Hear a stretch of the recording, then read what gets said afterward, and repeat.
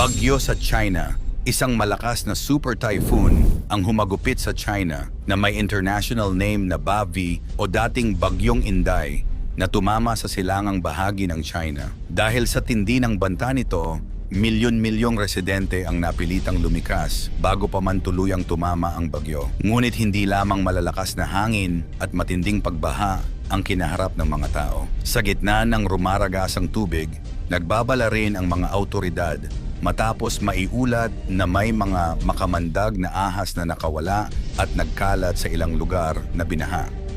Sa loob lamang ng ilang oras, ang mga dating mataong lansangan ay napalitan ng rumaragasang baha, habang libu-libong pamilya ang nagmamadaling iligtas ang kanilang buhay at mga mahahalagang gamit. Milyon-milyong residente ang inilikas. Bago pa man tuluyang maglandfall ang bagyong Bavi, naglabas na ng sunod-sunod na babala ang mga autoridad sa China.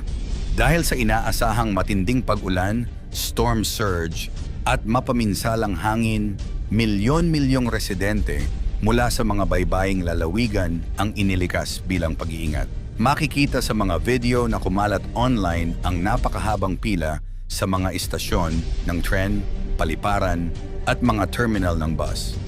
Marami ang nagmamadaling makaalis habang may oras pa. Ang ilan naman ay dinala sa mga evacuation center habang ang iba ay pansamantalang tumuloy sa bahay ng kanilang mga kamag-anak. Kasabay nito, sinuspinde rin ang operasyon ng ilang pantalan, biyahe ng mga ferry, at maging ang ilang pampublikong transportasyon upang maiwasan ang mas malaking trahedya. Ilang paaralan at tanggapan rin ang pansamantalang isinara habang patuloy na minomonitor ng mga autoridad ang galaw ng bagyo. 2 beses naglandfall. Matapos tumawid sa karagatan, 2 beses na naglandfall ang bagyo sa silangang bahagi ng China.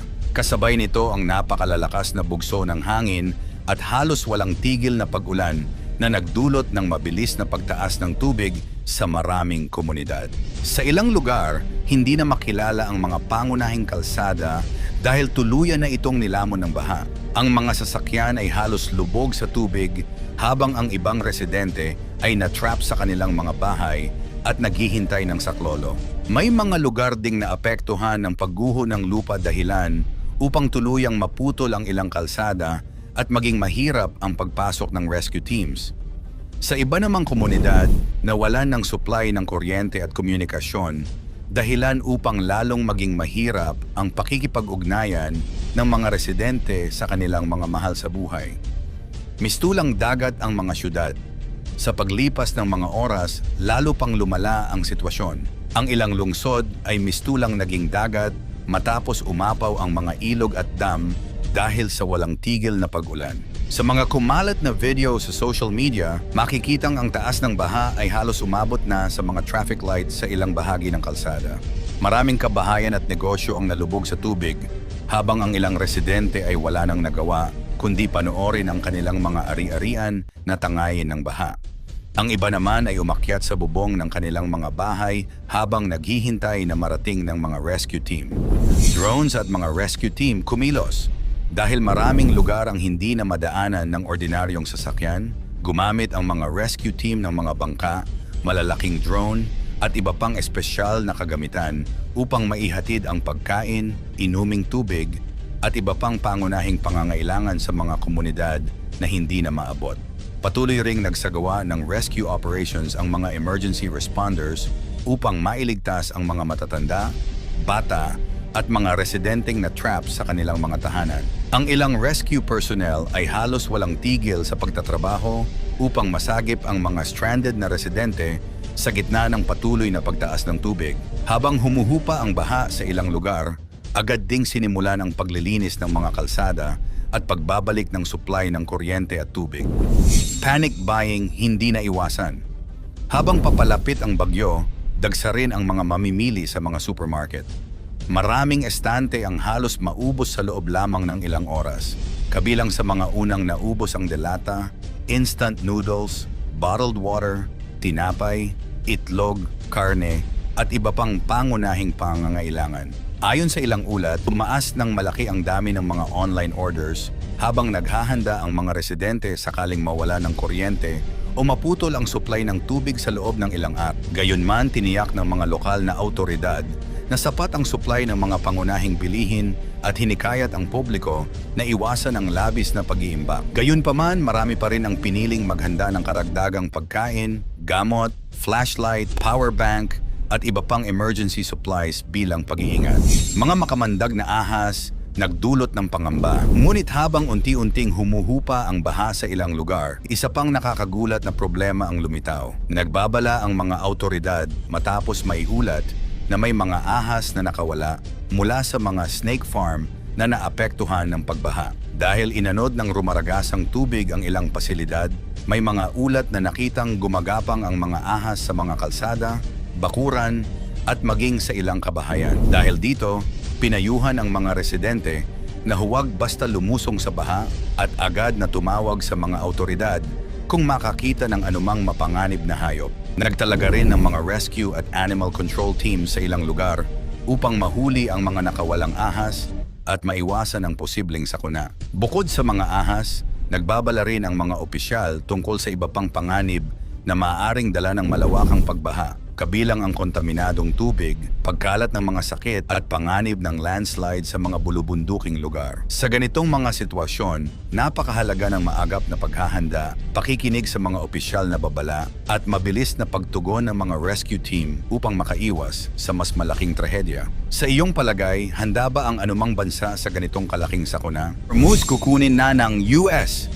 Iran nagbabala ng matinding ganti sa Amerika. Nagbabala ang Iran na anumang bansa na tutulong at magpapagamit sa Amerika ay ituturing na rin nilang lehitimong target. Ngunit ang mas ikinagulat ng marami na kokontrolin at kukunin ng Amerika ang control sa Strait of Hormuz na isa sa pinakamahalagang shipping lane sa buong mundo. Kapag nangyari ito, hindi lamang Iran at Amerika ang maaapektuhan, kundi maging ang pandaigdigang ekonomiya. At habang tumitindi ang tensyon, kapwa iginiit ng Washington at Tehran ang kani-kanilang posisyon tungkol sa kontrol sa rutang ito, kasabay ng panibagong military operations at palitan ng matitinding babala. Iran may direktang babala.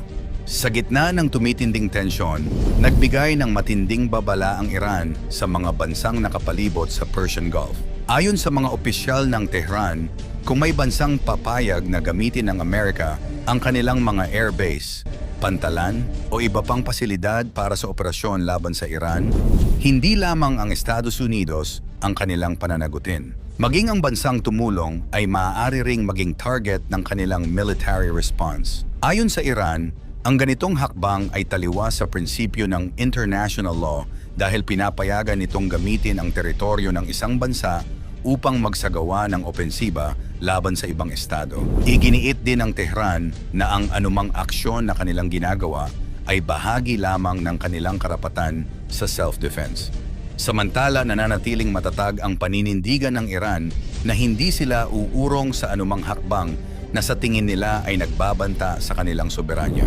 Bakit napakahalaga ng Strait of Hormuz? Ngunit bakit nga ba biglang nakasentro ang usapan sa Strait of Hormuz? Ito ang isa sa pinakamahalagang daanang pandagat sa buong mundo. Araw-araw, malaking bahagi ng pandaigdigang supply ng langis at liquefied natural gas ang dumaraan sa makitid na rutang ito. Kaya kung magkaroon ng anumang sagupaan o tuluyang maisara ang Strait of Hormuz, posibleng tumaas ang presyo ng langis, maapektuhan ang pandaigdigang kalakalan, at maramdaman maging ng mga bansang malayo sa gitnang silangan ang epekto nito. Hindi katakataka kung bakit mahigpit ang pagbabantay ng mga malalaking kapangyarihan sa bahaging ito ng mundo. Sa kasalukuyan, kapwa inaangkin ng Amerika at Iran ang kapangyarihang tiyakin ang seguridad at kontrol sa paglalayag sa Strait of Hormuz. Bagay na lalo pang nagpapataas ng tensyon sa rehiyon. Patuloy ang palitan ng pag-atake. Habang tumitindi ang mga babala, nagpapatuloy rin ang mga ulat tungkol sa mga pag-atake sa magkabilang panig. May mga ulat na tinamaan ang ilang pasilidad sa loob ng Iran, kabilang ang ilang infrastruktura at military-related facilities. Bilang tugon, sinabi ng Iran na anumang pag-atake na magmumula sa direksyon ng mga base ng Amerika sa rehiyon ay maaari nilang gantihan. Dahil dito, lalo pang naghigpit ng seguridad ang ilang bansa sa gitnang silangan habang patuloy na minomonitor ang sitwasyon. Sa mga nakalipas na araw, lumawak pa ang tensyon matapos ang mga ulat ng panibagong pag-atake sa ilang target sa rehiyon at panibagong banta sa mga barkong dumaraan sa Hormuz. Dahil dito, muling nagtaasan ang pangamba sa posibilidad ng mas malaking confrontation. Nakaantabay ang mga puwersa ng Amerika, samantala nananatiling nakadeploy ang mga puwersa ng Amerika sa rehiyon upang bantayan ang Strait of Hormuz at tiyaking magpapatuloy ang paglalayag ng mga komersyal na barko. Bagamat iginiit ng Washington na mahalagang manatiling bukas ang rutang ito para sa pandaigdigang kalakalan, naninindigan naman ang Iran na hindi nito hahayaan ang anumang hakbang na sa tingin nila ay banta sa kanilang seguridad. Sa pinakahuling pahayag ni US President Donald Trump, sinabi niyang pananatilihing bukas ng Amerika ang Strait of Hormuz at handa itong kumilos laban sa anumang banta sa paglalayag ng mga komersyal na barko. Sa kabilang panig, iginiit naman ng Iran na sila ang may karapatang pamahalaan ang trapiko sa nasabing ruta. Ito ang dahilan kung bakit patuloy ang pagtaas ng tensyon sa isa sa pinakamahalagang bahagi ng gitnang silangan. Ano ang maaaring mangyari? Kung magpapatuloy ang palitan ng matitinding babala at military operations, maraming eksperto ang nangangambang maaaring lumawak pa ang sigalot. Kapag nadamay ang iba pang bansa sa rehiyon o naapektuhan ang Strait of Hormuz, hindi lamang usaping militar ang magiging epekto nito. Posible rin itong magdulot ng pagtaas ng presyo ng langis, pagkaantala ng pandaigdigang kalakalan at panibagong hamon sa pandaigdigang ekonomiya. Sa ngayon, nananatiling mataas ang tensyon. Habang patuloy ang pagpapakita ng lakas ng magkabilang panig, nakatutok ang buong mundo sa susunod na hakbang ng Amerika at Iran. Ang anumang maling kalkulasyon o panibagong pag-atake ay maaaring magpalala pa sa sitwasyon at magbukas ng panibagong yugto ng krisis sa gitnang silangan. Sa inyong palagay, hanggang saan aabot ang tensyong ito? Mauuwi ba ito sa mas malawak na digmaan? O may pag-asa pa bang maresolba sa pamamagitan ng diplomasya? Ibahagi ang inyong opinyon sa comment section.